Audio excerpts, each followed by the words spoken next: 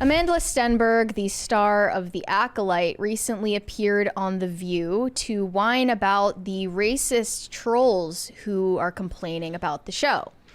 And predictably, she was whining about getting death threats and hate comments. It's funny because they started off by talking about how she began in show business at the age of 4 and then got her breakout role in The Hunger Games when she was 14. And the first thing she said about that role is that she loved having the chance to play a brown girl in a fantasy series that she liked. It was specifically about the skin color of the character that she was playing. It speaks to the personality of the person they're talking to, right? That's the first thing that comes to their mind. And they were making a lot of allusions to how the Force is actually representative of the state of our society.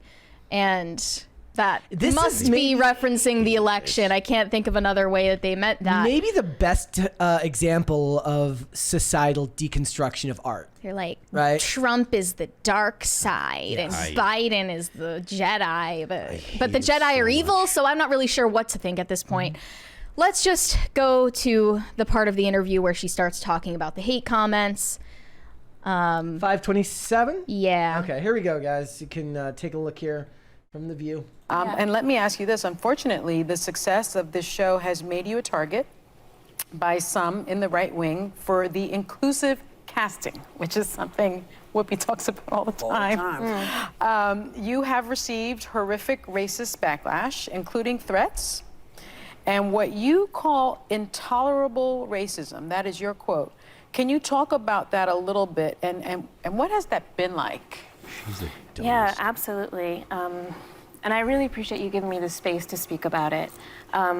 It's been very painful for me. It's not something that I think you can emotionally prepare for. And we welcome criticism of the show when it comes to storytelling or performance. But when it comes to death threats, horrific, violent, racist language, it's unacceptable to me. And I've had to think really deep and hard about when you display discipline and when you display honor. And I guess what I mean by that is when do you decide to utilize discipline to not engage in a reactive way to hatred? And when do you decide to engage in honor by honoring your values and your belief system? And in this case, I decided that was the most important thing to me, to be vocal, because I think this that generation silence always can send a chooses to be message vocal. as well, and inaction can be very dangerous. It can be very dangerous. And so I dropped a diss track. That's what I heard. Oh, yeah, Okay, I'm sorry. Can we talk about the absolute clown world that we live in, where you use language this serious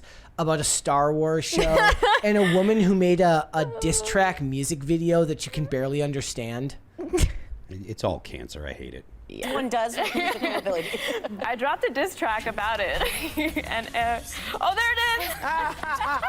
But okay, she's talking about it as if she's a civil rights leader, and then she's And then it's just her twerking. I love that. My goodness. And it's it's called Discourse.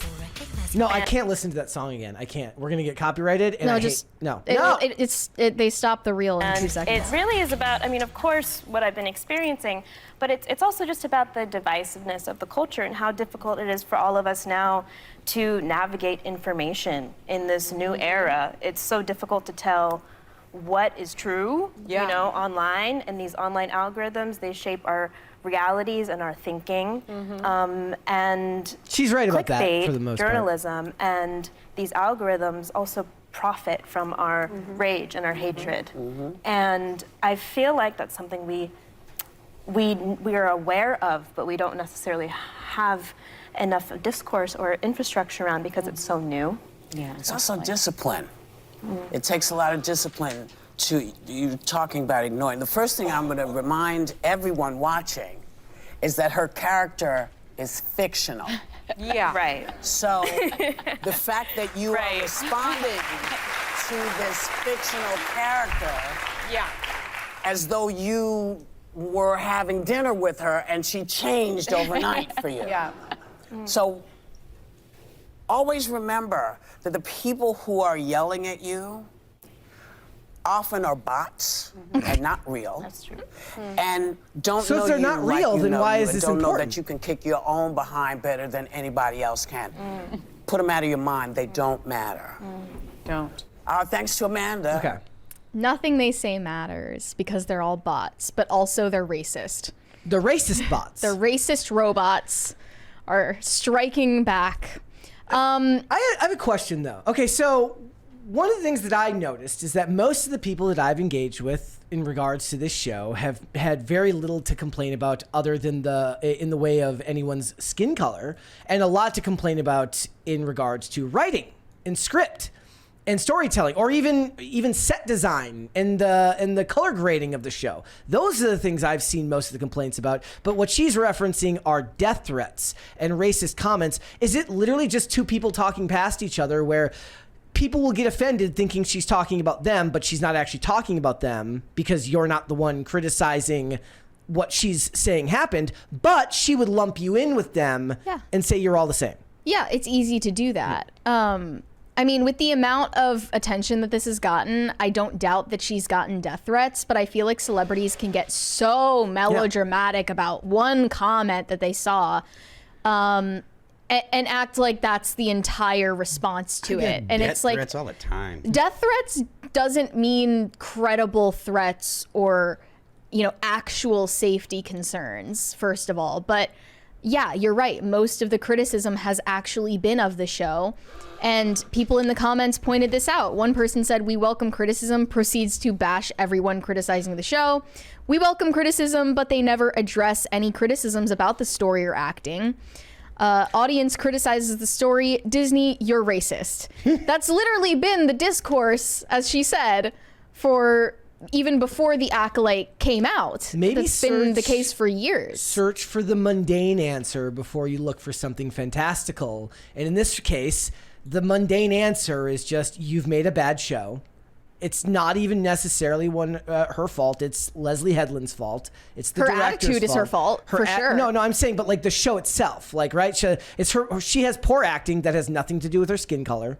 Sure, but nobody wants to address it as such. the inclusive casting and the fact that the protagonist of this story is a Gen Z black woman does have something to do with its mediocrity. Because they thought that they could coast off of inclusiveness to make a shitty show. If inclusion was the issue, then there would have been the same backlash to Ahsoka. But there wasn't. Well, okay, that's different because nobody watched Ahsoka. I think this is getting way more attention than Ahsoka did. People watched it, maybe not in the same numbers, but it would have gotten backlash because of supposed inclusive casting. Now, I actually think it was worse it felt like there was more of that type of content or discourse around Reva than there was around her. About race? Yeah. About diversity hiring? She was in Kenobi. Kenobi, yeah. She was just a side character, an antagonist in Kenobi. I grew up loving Star Wars, and I can't care about this anymore because it's all just bad. All the writing's bad. The stories are bad. It's all just bad. How do you talk about hating rage bait and how it's dividing us and make a diss track? Like, you're feeding into the hate. You are doing that to feed into the hate and division, not the other way around. Victimhood is a currency nowadays. So when you get, if you can make an argument that people believe that you've been somehow a victim of bigotry, it's literally just printing cash for you. Mm-hmm. I would have more respect for her saying they treated me like shit, so I treated them shit right back.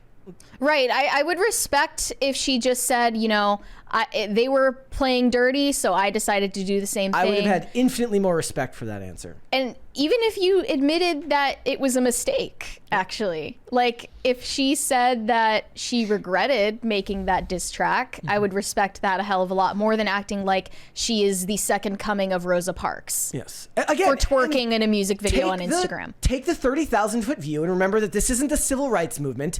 This is a corporate product made by Disney. And you're an incredibly privileged actress who has been working in the industry since you were 4 years old.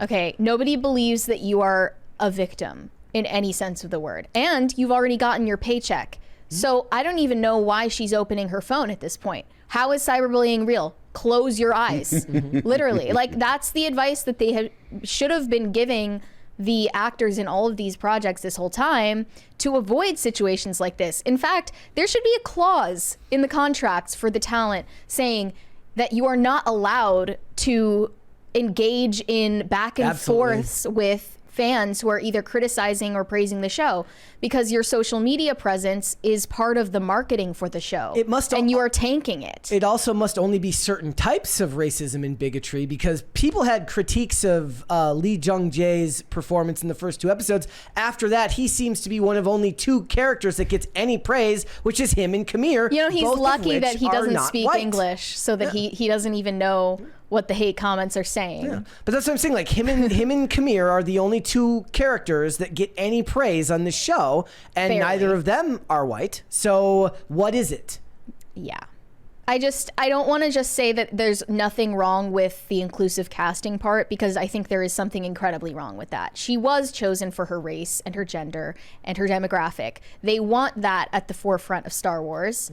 And I think that's a bad decision, because the majority of the Star Wars audience is white males.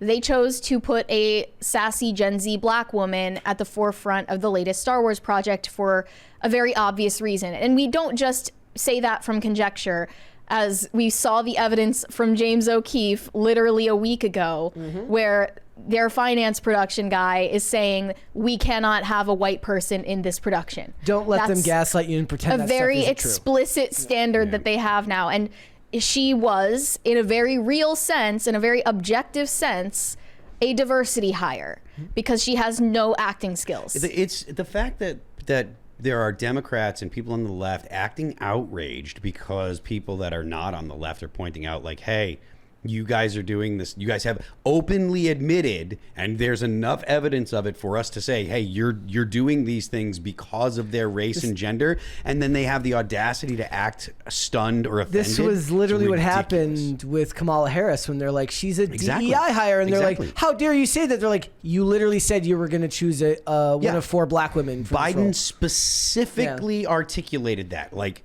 so to act like it's like it's some kind of revelation, or that it's some kind of racist attack. It's like, these are your own words. Yep. These are your policies that you endorse. Yep. What do you mean? So it's frustrating because it's so clearly not true. And I just hope that people are like seeing through it, whether it be, in politics or in pop culture, at Disney and stuff. Yep. These things make America worse. I made a little diatribe about it the other day on IRL. These type of policies and these type of behaviors from from corporations and stuff, it makes America worse. It makes America significantly worse. Thanks for watching. Listen to full episodes of Pop Culture Crisis on Spotify. Keep up with us on social media, and make sure you subscribe and ring that bell so you never miss the show. Bye, guys.